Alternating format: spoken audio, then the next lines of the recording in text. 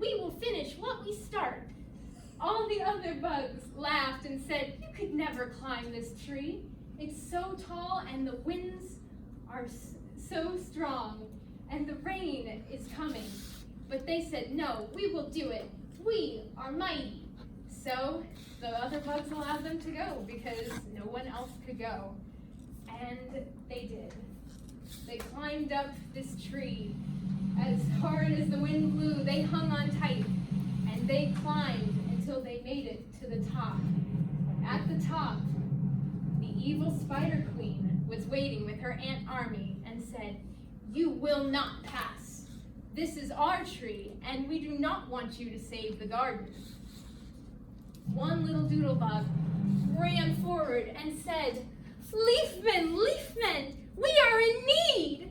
And the Leafmen showed up and attacked the Spider Queen. One of them stabbed the spider through, and she fell off the tree to her death. And they said, quickly, we must go. We must return to the garden to save the plants and thus the old woman who watches over them. And they did. With their magic, they sewed back on the leaves and raised the flowers back up.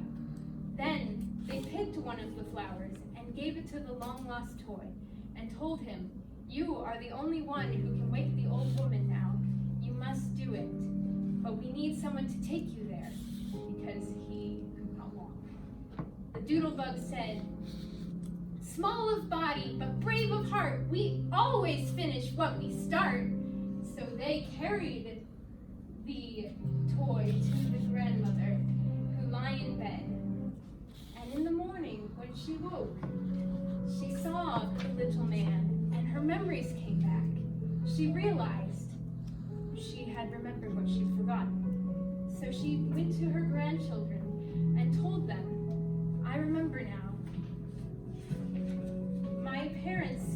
My mother planted the roses for my comfort, and my father gave me the metal man to protect me.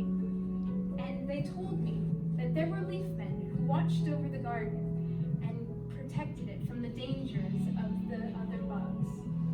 And with that, she was happy to spend the rest of the evening with her grandchildren, and the bugs were glad to have their